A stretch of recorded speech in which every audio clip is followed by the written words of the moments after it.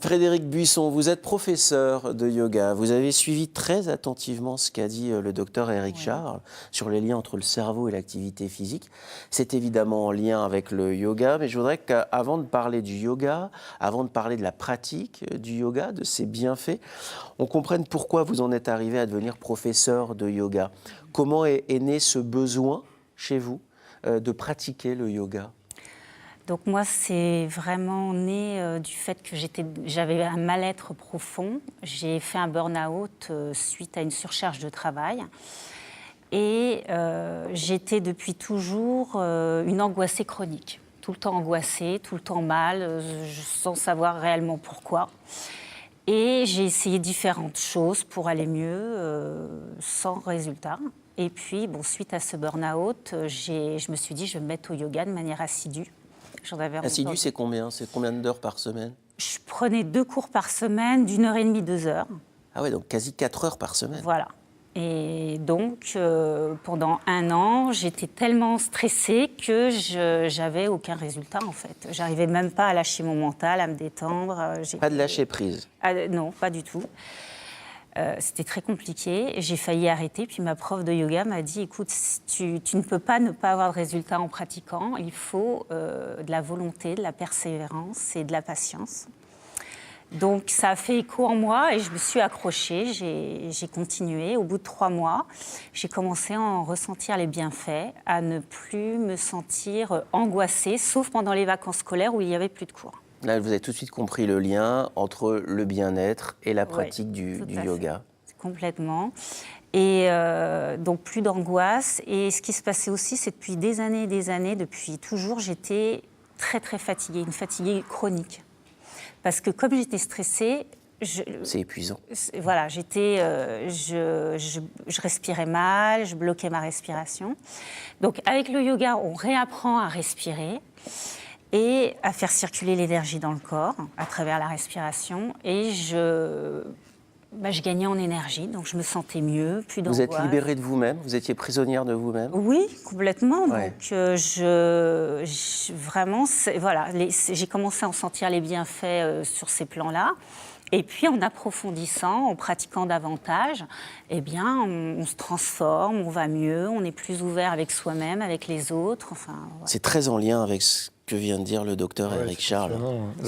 L'anxiété, c'est ce qui est très compliqué. Quand vous disiez la patience et la persévérance, ça c'est vraiment quelque chose de très important et de très difficile à faire quand on est anxieux. Et puis la respiration, c'est vraiment le lien entre toutes ces formes de psychothérapie corporelle, que ce soit la méditation, l'hypnose ou le yoga, qui vraiment se travaille beaucoup autour de la respiration et les bienfaits de la respiration. Le yoga, la respiration et puis la méditation. Alors à la maison, vous dites, ok, j'ai entendu parler du yoga, mais c'est quoi exactement? Regardez ce qui suit, puis on continue à en parler après. Spiritualité, sport et génuflexion, nous avons enquêté sur cette pratique venue d'Orient qui séduit de plus en plus de Français. Ils sont plus de 2 millions en France à en être adeptes, principalement des femmes, car on ne compte que 30% d'hommes sur les tapis de yoga. Mais au fait, le yoga, qu'est-ce que c'est? Ce terme vient du mot yuj, qui veut dire unir, en sanskrit, une ancienne langue indienne. Car cette discipline, née en Inde plus de 800 ans avant Jésus-Christ, a pour projet de relier votre cœur, votre corps et votre esprit. Ambitieux, me direz-vous? Eh bien, il faut l'être pour tenir la posture de l'angle latéral, du lotus ou encore de la charrue. Le yoga n'est pas qu'une pratique méditative, c'est aussi hyper sportif. Allez-y, respirez, méditez, tenez la position. Je vous ai prévenu, c'est sportif. Car pour tenir, il faut contracter tous les petits muscles du corps. On compte une dizaine de sortes de yoga différents. Et certains enseignants sont de véritables maîtres spirituels. Et oui, ce n'est pas qu'un loisir. À l'origine, c'est carrément une philosophie. En Inde, c'est très sérieux. Ils ont même un ministère pour s'en occuper. Le yoga aide à réduire le stress, l'anxiété ou encore à soigner la dépression. Même les grandes entreprises s'y mettent pour rendre leurs employés plus zen. Et si vous n'êtes pas encore adepte, respirez et remerciez-vous pour votre attention par un grand. la respiration. La respiration et puis les lieux de pratique. Je sais que vous aimez beaucoup la montagne, vous pratiquez le yoga à la montagne. Vous voyez le yoga comme une manière de se transformer, de se retrouver, mais de transformer aussi l'environnement qui nous entoure. Oui, complètement. C'est vrai qu'en pratiquant le yoga régulièrement, on n'est plus la même personne qu'avant de commencer la pratique. Comment vous expliquez ça? C'est un travail avec vous-même. Voilà, c'est un travail sur nous-mêmes à travers simplement la méditation, en fait. Le fait de, comme je vous disais tout à l'heure, le yoga, c'est vraiment, la définition, c'est la méditation, l'arrêt des perturbations du mental.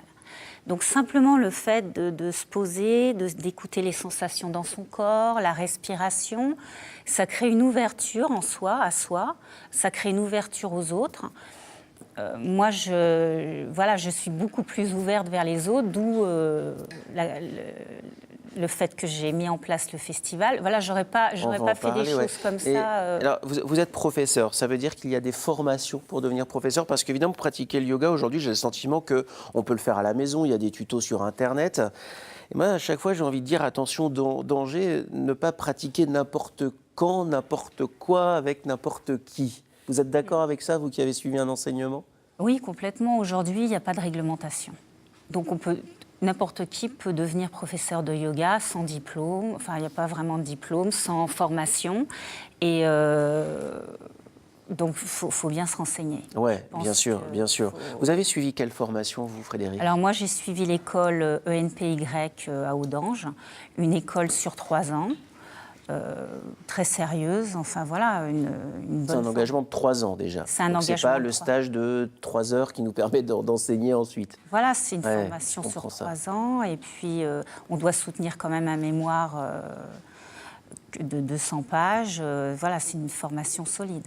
Quand on parle de yoga, la première chose quand on est un novice, comme moi je l'ai été avant de préparer cette émission, comme peut-être vous à la maison, on sait qu'il y a la respiration, la méditation, mais on a tout de suite en image des postures, le corps qui est utilisé. Le corps est un outil?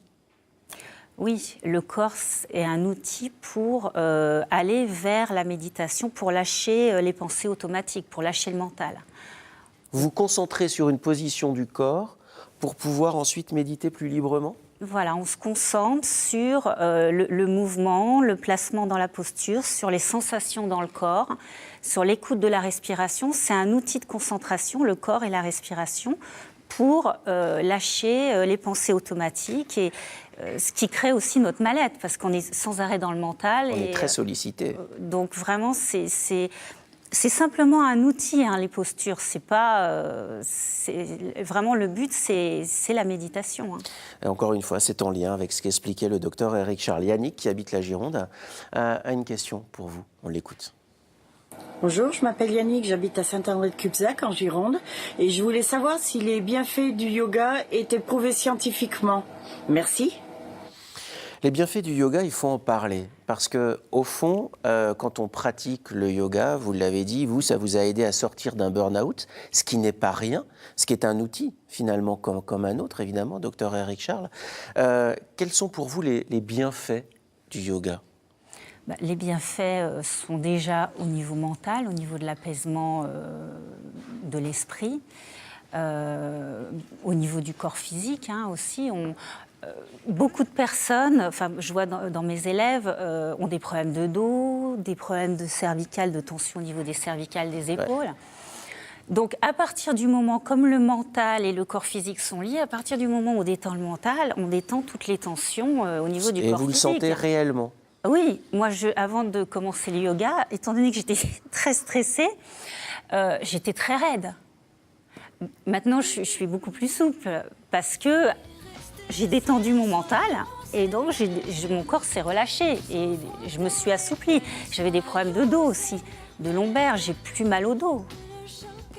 Être zen finalement. Éric-Charles, c'est intéressant ce que dit Frédéric, parce que là, on comprend bien que le cerveau a un impact incroyable sur notre corps. Oui, et puis c'est scientifiquement prouvé, l'effet aussi à la fois de la méditation On parlait de la méditation de pleine conscience, parce qu'on fait de la méditation quand tu fais du yoga, et on a aussi une activité physique, parce que certaines des études dont j'ai pu parler tout à l'heure entrent le yoga comme une activité physique aussi. Donc, vous voyez, le lien est très fort, et le yoga, c'est pour moi vraiment, je répète, c'est un lien entre l'activité physique et la méditation et toutes les psychothérapies corporelles. C'est en tout cas très intéressant de savoir qu'on peut utiliser cet outil-là pour aller mieux. Alors vous organisez un festival au mois de mai à Chambon, dans une nature préservée, en lien avec l'association de Mathieu Ricard. Tout le monde connaît Mathieu Ricard, cet ambassadeur évidemment du Dalai Lama, du représentant. En tout cas, c'est son représentant en France. Il pratique le yoga et la méditation. Alors pour le coup, la méditation à très haut niveau, évidemment. C'est quoi ce festival ? Écoutez, j'ai voulu mettre en place ce festival dans un premier temps pour ramener des fonds pour l'association Karuna Tchétchène, pour venir en aide aux populations démunies d'Asie. Donc il a lieu pour la 3e année. Voilà, c'est un festival cette année sur 2 jours. L'année dernière, c'était sur 4 jours. Sur 2 jours où on pratique de la méditation, différents cours de yoga. Le soir, il y a des concerts. Voilà, ça permet de découvrir différentes formes de yoga et de passer un moment convivial ensemble pendant un week-end pour pratiquer le yoga, puisque le vivre ensemble aussi, ça fait partie intégrante du yoga. Oui, bien sûr, le karma yoga. Voilà, le karma yoga, c'est un pilier évidemment, et vous l'appliquez, vous le partagez avec vos élèves. Ce festival aura lieu à Chambon au mois de mai. Si vous voulez des renseignements, comment vous faites ? C'est très simple, vous pouvez nous écrire ou nous téléphoner, nous écrire nouvelle-aquitaine@ensemble-c'est-mieux.fr ou nous téléphoner au 05 55 04 32 00. Vous nous laissez un message sur notre répondeur et puis bien sûr, on vous rappellera. Vous en savez plus sur le yoga, vous avez entendu les bienfaits du yoga grâce à Frédéric Buisson. Et puis, ce qu'il faut retenir aussi, et ce n'est pas le docteur Éric Charles qui va me contredire, n'allez pas pratiquer le yoga n'importe où, avec n'importe qui. Renseignez-vous sur ceux qui enseignent le yoga, parce que forcément, une pratique mal faite ou mal enseignée peut avoir aussi des méfaits sur votre corps. Ne faites rien n'importe où et avec n'importe qui. Ouais, voilà, ça c'est le psychiatre qui vous dit ça.